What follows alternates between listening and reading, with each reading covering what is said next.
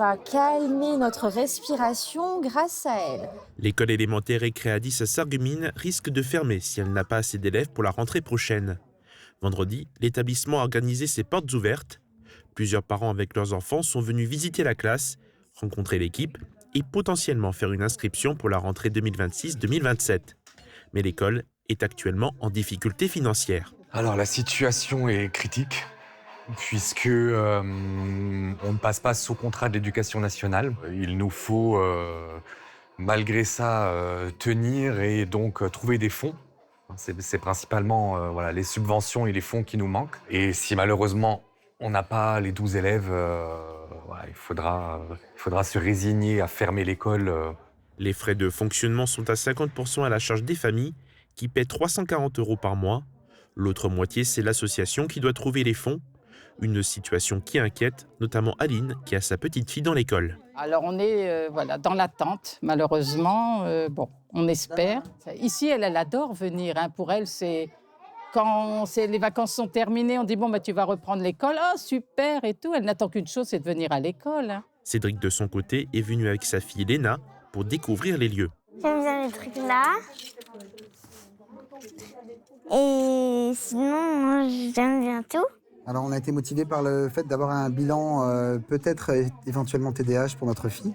Et donc, on est vraiment juste là pour observer et pour voir si éventuellement elle serait inscrite ici l'année prochaine, quoi. Julie, la mère de Gabriel, est contente de l'accompagnement et de la méthode pédagogique proposée par l'établissement. C'est vraiment une bonne école et puis la maîtresse, elle a le temps d'être avec chaque enfant. Et il est content de venir à l'école le matin, même le mercredi. Il se lève tôt, il veut venir à l'école, il est épanoui, il est heureux. Et je pense que ça lui a aussi redonné confiance en lui. L'école et Créadis s'adapte au profil de chaque élève, avec un suivi sur mesure pour les enfants à besoins particuliers, comme ceux qui ont un trouble 10 ou un trouble déficit de l'attention avec ou sans hyperactivité. La structure a aujourd'hui besoin de fonds et d'élèves pour pouvoir continuer. Récemment, l'école a reçu un don de l'association Aidons les enfants du monde.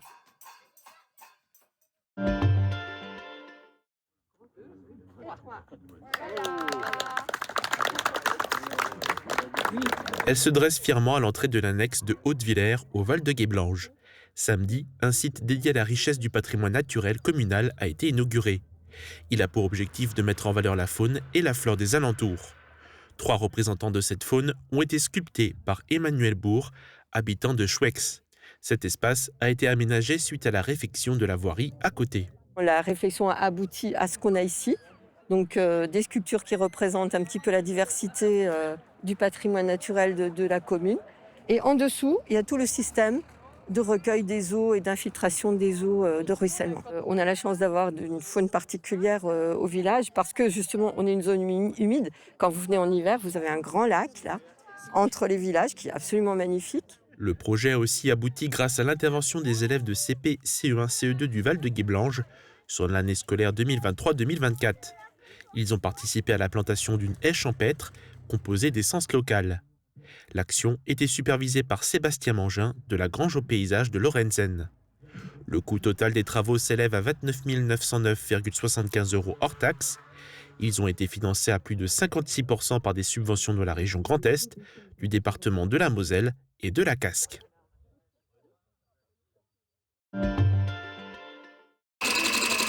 Silence, ça coud.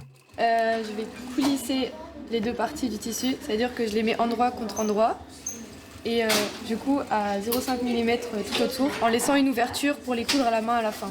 Au lycée Blaise Pascal de Forbach, les sections métiers de la mode, couture et confection tissent des fils pour la bonne cause.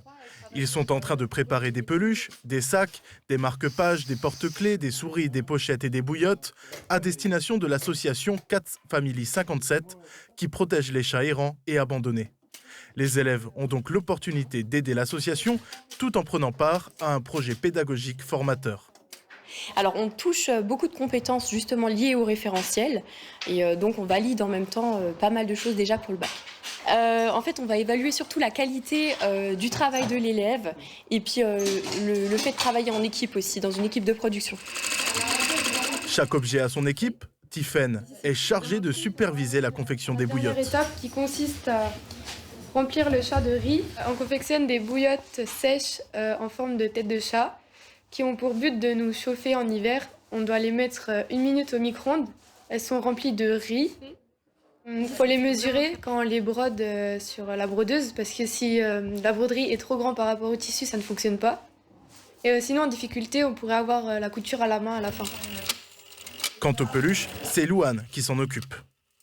Du coup là, on va venir prendre la queue et en fait, on va déjà voir où on peut la positionner. Et là, en fait, on vient coudre juste ici.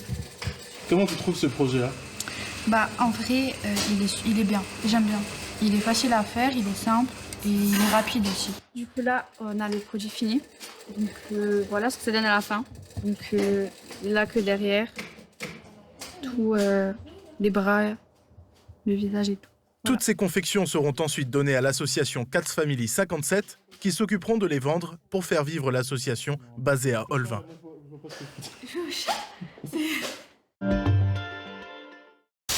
Radio Studio 1, 105.8. Toute l'énergie du 80 pop rock, toute l'info locale et encore plus à Beach, à Sarreguemines et partout où vous êtes. Radio Studio 1. Super Orbach vous accompagne au quotidien et par tous les temps. Il fait trop froid pour sortir faire les courses? N'hésitez plus, commandez en ligne, on s'occupe de la préparation. Drive ou livraison, disponible en toute saison. La météo avec U, commerçant autrement. Bonjour tout le monde, vous avez peut-être vu passer l'information, une météorite a été aperçue dans le ciel lorrain hier soir. Elle était visible sur notre secteur, mais également depuis le Bas-Rhin et le Haut-Rhin, la Belgique, l'Allemagne et le Luxembourg. Plusieurs témoins ont pu filmer ce phénomène, notamment sur TikTok. Elle aurait terminé sa route à Coblence, en Rhénanie-Palatinat. Et côté météo pour demain, c'est un ciel plus couvert qui nous attend avec des nuages déjà présents en matinée et qui seront encore plus nombreux en deuxième partie de journée. Côté température, les minimales iront de 3 à 5 degrés et les maximales de 17 à 18 degrés. Demain, nous fêtons les Viviens et il fera jour de 6h58 à 18h32. Nous gagnerons 4 minutes de soleil. Passez tous encore une belle journée et à demain.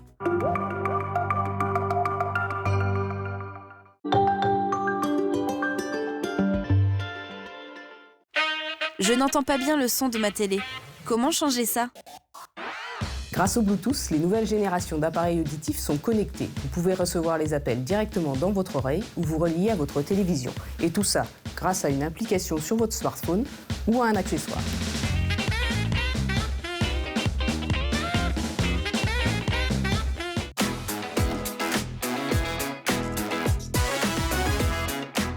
Les voix de la Terre se font entendre avec Mireille de Plate.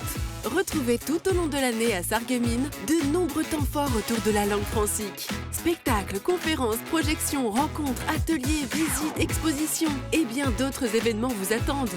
Le Plate à Sarreguemines se vit au quotidien. Programme complet sur plate.sarreguemines.fr. En France, une personne sur 10 est concernée par une maladie rénale et souvent, elle l'ignore. Diabète, hypertension, surpoids, âge, certains facteurs augmentent le risque. Un dépistage précoce vous donne la capacité d'agir et de protéger vos reins. Pendant la Semaine nationale du rein, du 7 au 14 mars, informez-vous et faites-vous dépister gratuitement. Un événement France Rein. Pour en savoir plus, francerein.org. Protégeons nos reins, c'est vital. Parlez-en à votre médecin.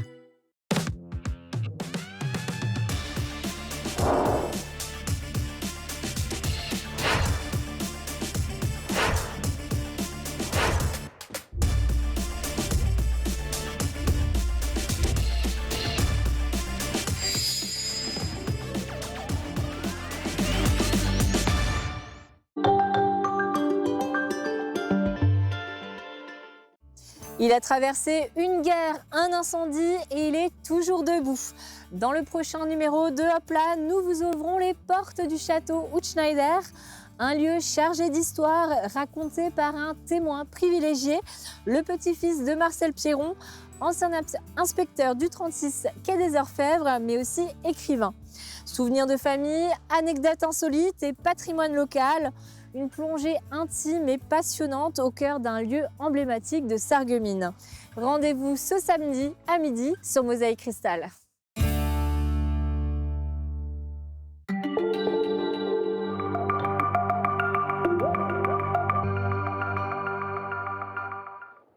Bonjour à toutes et à tous et bienvenue dans l'Actu Sport. On commence avec le titre de champion de France élite de cross-country pour Michel Munch.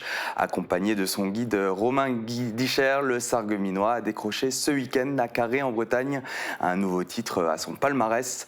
Il est déjà focus sur la suite puisque les 28 et 29 mars prochains, il tentera de décrocher le titre de champion de France pour le 10 km sur route à Saint-Médard.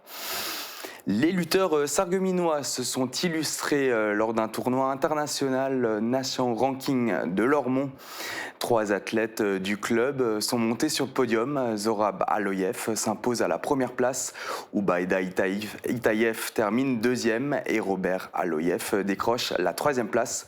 Autre bonne nouvelle pour le club mosellan, 3 sarregueminois ont été sélectionnés en équipe de France U23 pour disputer les prochains championnats d'Europe. Il s'agit de Rassoul Galbouraev, Seyfoula Itaïev et Lucas Lograsso. Une belle reconnaissance pour la formation sarregueminoise. Sarreguemines était le point de rendez-vous des gymnastes de la région ce week-end. Le club local a accueilli une compétition interdépartementale. 50 athlètes du club étaient engagés. Reporters sur place de Thibaut Desmalais et Marie-Morgane Pires. 4e compétition à domicile pour la SOGIM de Sarreguemines. Le club a accueilli ce week-end le championnat individuel interdépartemental. 450 gymnastes ont fait le déplacement au gymnase Émilie Le Pennec. 25 clubs de la région étaient représentés. Une cinquantaine de gymnastes de la SOGIM étaient engagés, avec de belles performances à la clé. Samedi, on a plusieurs filles qui ont participé, qui ont fait des podiums, première place, deuxième place, troisième place. Aujourd'hui, donc dimanche, on accueille aussi donc les 7-9 ans aujourd'hui, et là aussi on espère un podium. Oui, on a beaucoup de gymnastes qui performent très bien actuellement. On a aussi une fille actuellement qui est en pôle sur Dijon, qui est toujours encore aussi sur le club de Sarreguemines. Et on a beaucoup de jeunes gymnastes qui sont très prometteuses. Au total, la SOGIM a remporté 19 médailles et compte désormais 7 champions de Moselle et 7 vice-champions. Parmi les espoirs du club qui performaient ce week-end, Mia Mastrodomenico. Âgée de 9 ans, elle n'a connu que des podiums. Championne départementale, interdépartementale, championne régionale. Ce week-end, elle a poursuivi sur sa lancée avec une nouvelle médaille d'or. Le sol, j'étais un petit peu stressée et les autres agrès, je me sentais à l'aise. Les filles passaient sur 4 agrès, sol, poutre, saut et barre asymétrique. Les garçons avaient 6 épreuves, anneau, barre parallèle, barre fixe, cheval d'arçon, saut et sol. La prochaine compétition à la SOGIM de Sarreguemines sera organisée au mois de juin. En foot maintenant, le SFC se qualifie pour les 8e de la Coupe du Grand Est. Ils se sont imposés sur le score de 2-0 face à Stilmoutsik grâce à des réalisations d'Hichem Saker et d'Ayoub El Mansouri. Prochain rendez-vous pour les Fayenciers contre l'APM Metz ce samedi. On poursuit avec la belle victoire de l'entente Arène-Étain-Schmidtviller samedi soir face à la lanterne rouge du groupe Sarrebourg. Les joueurs de l'AES se sont imposés 4-0, même s'ils ont mis du temps à concrétiser. Aujourd'hui, Arène est actuellement à la 4e place en Régional 2 avec un petit point du podium. Prochain match pour eux ce dimanche à domicile contre Strasbourg-Robertso. Et on termine avec de la natation. Le championnat de France Master s'est déroulé à Bourg-en-Bresse ce week-end. Fabienne Girard était engagée sur 5 courses. Elle empoche une médaille de bronze, 3 médailles d'argent et une médaille d'or. Une très belle prestation pour elle dans sa catégorie des 75-79 ans. 45 nageurs étaient également engagés ce week-end à Thionville pour disputer les départementaux de printemps. Un tournoi qui a permis de jauger les points abordés depuis la reprise en janvier. Et pour les juniors, c'était la dernière confrontation avant les championnats régionaux à Metz dans 2 semaines. Voilà, l'Actu Sport, c'est terminé pour aujourd'hui. Je vous souhaite à toutes et à tous une très belle journée. Je vous dis à très bientôt.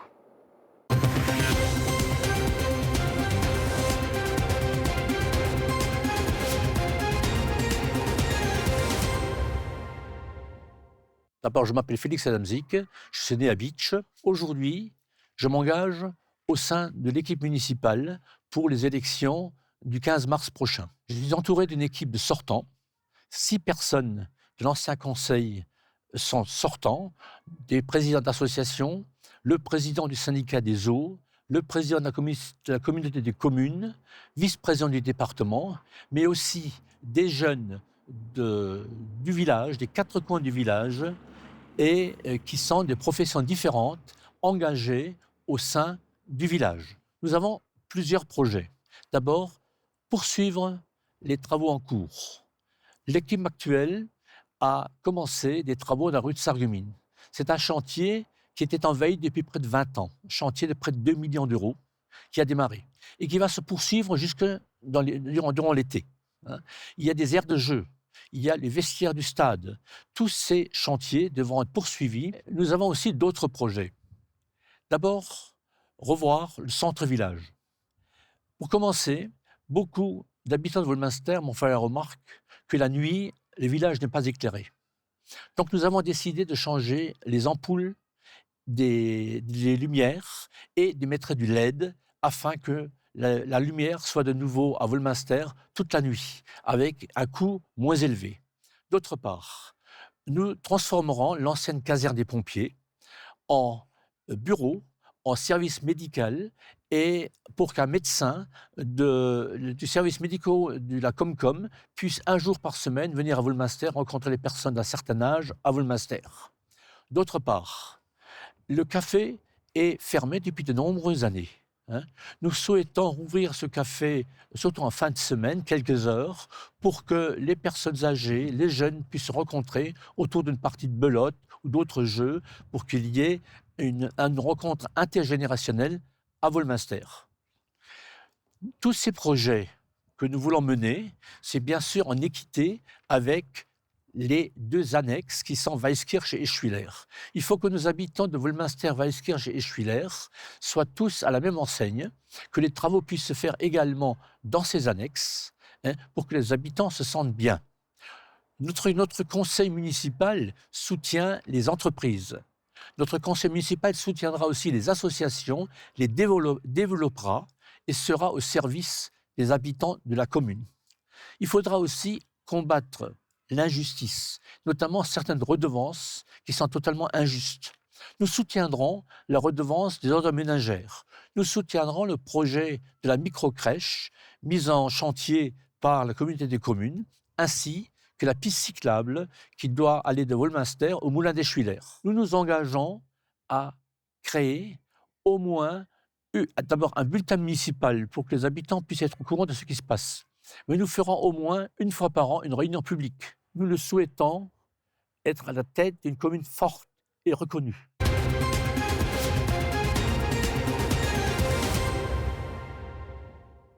Julie Weissenbacher, Wolminster.